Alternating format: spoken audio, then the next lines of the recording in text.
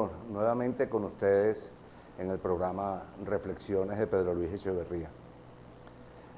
A mí me interesa mucho que ustedes nos pudieran hacer comentarios respecto a los temas que aquí tratamos. Y en ese sentido sería conveniente que ustedes tomaran nota de la dirección electrónica con la cual pueden dejar mensajes, es visionglobal.net.be. Asimismo, pueden enviarlo a mi cuenta personal de Twitter, que es @PLEcheverría. Sus comentarios serán muy bien recibidos y ojalá podamos en algún momento interactuar con base en los comentarios que ustedes nos hacen. Después de un receso obligado por razones de trabajo que tuve que ausentarme del país, regreso lleno de estupor y de preocupación. Lleno de estupor y preocupación porque las cosas aceleradamente van cambiando en el país, pero van cambiando para mal. Cada vez se siente más deterioro, cada vez se siente más desorden, cada vez se siente menos falta de gobierno. En definitiva, uno siente que el país anda un poco a la deriva. No hay conducción política, no hay conducción económica, y lo que hay es simplemente un usufructo burocrático de las funciones públicas, pero no para hacer el bien en favor de toda la comunidad, sino tal vez para el bien personal y el enriquecimiento ilícito y la acción siempre al margen de la ley o colindando el salir de la ley.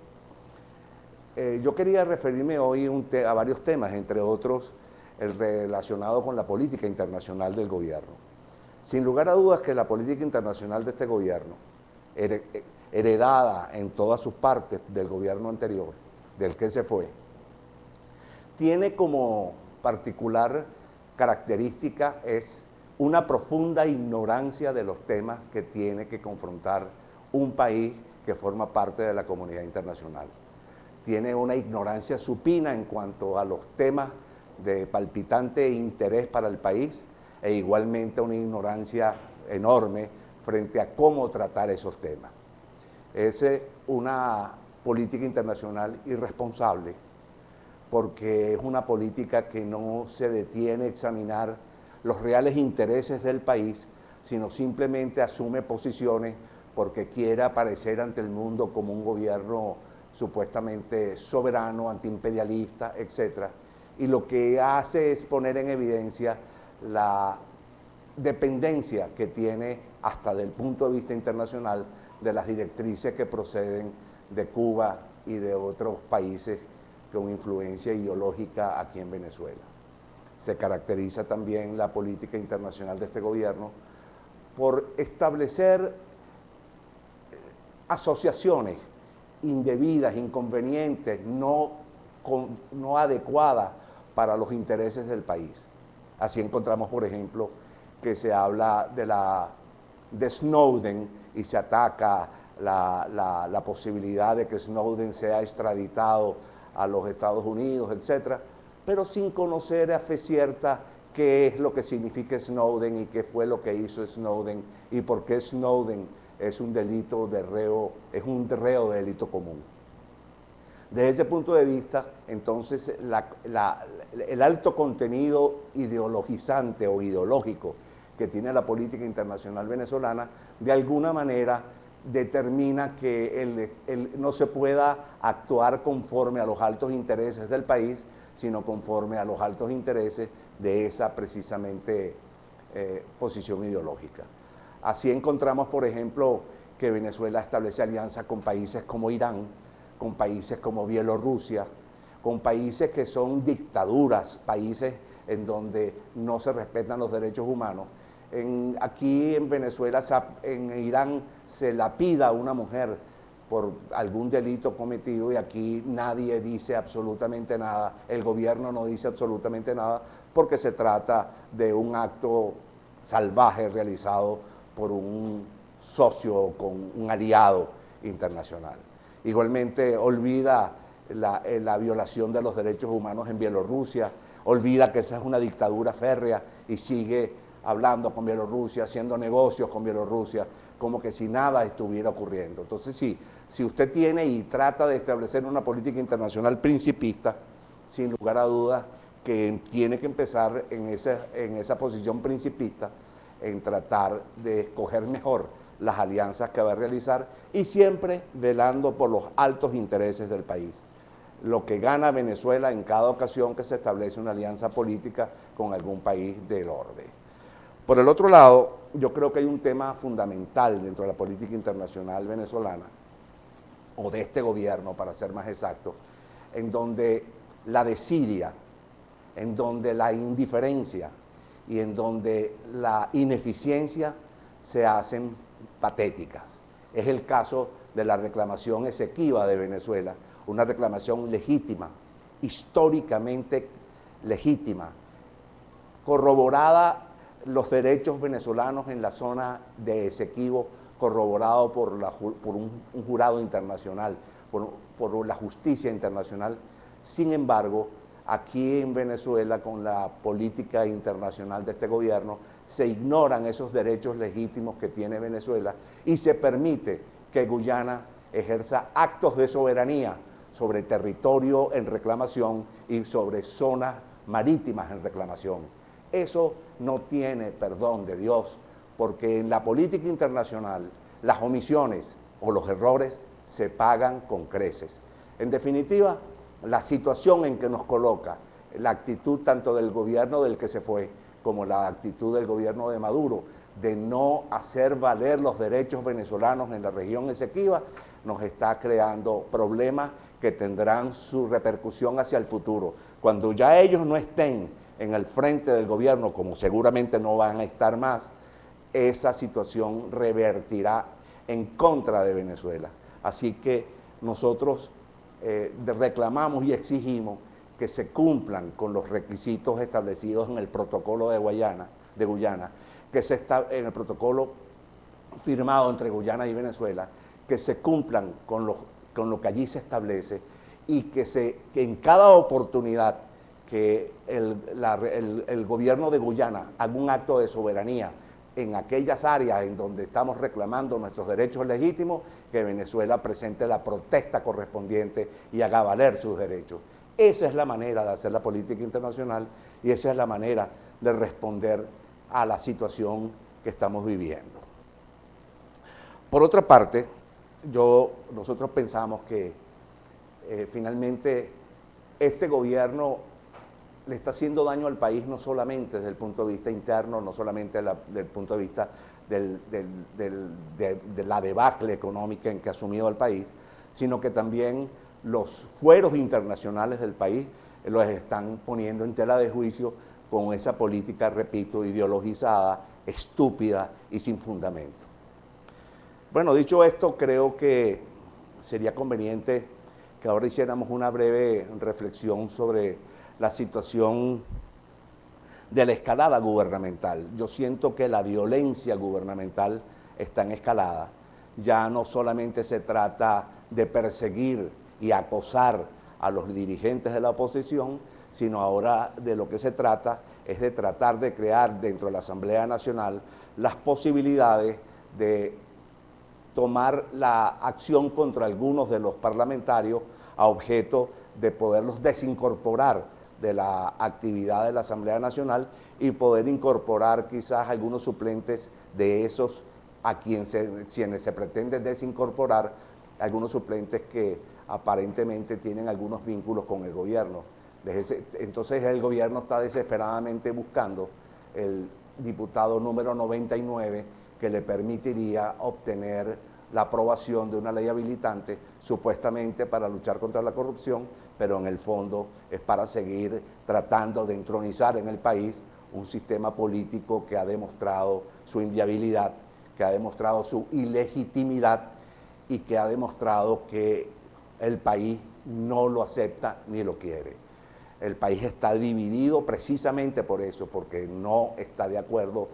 la mitad del país no está de acuerdo con las características del modelo de sociedad que esta gente ha tratado, esta gente en el gobierno ha venido imponiendo.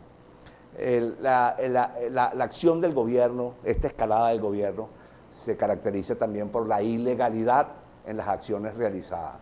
Ellos no se detienen a respetar los fueros constitucionales que establecidos, sino simplemente con la búsqueda del objetivo de tomar acción contra la dirigencia política opositora, violentan las normas, violentan las leyes, violentan los derechos humanos, llevando al país a una situación de confrontación que nadie quiere y que todo el mundo trata de evitar. Por otra parte, en esta escalada del gobierno, el amedrentamiento a las dirigentes opositores, el amedrentamiento a las masas opositoras, forma parte de la estrategia política. Es una acción en donde atacan no respetando las leyes a una sola persona, o a una persona o varias personas, y llevándolas a situaciones como de cárcel, como de confinamiento, como de detenciones preventivas, etcétera, acusaciones sin fundamento y sin valía, a objeto de que otras personas vean lo que pudiera ocurrirle si pudieran pasar a formar parte de aquellas personas que el gobierno tiene en la mira como objetivos políticos a afectar. Desde ese punto de vista, entonces, es una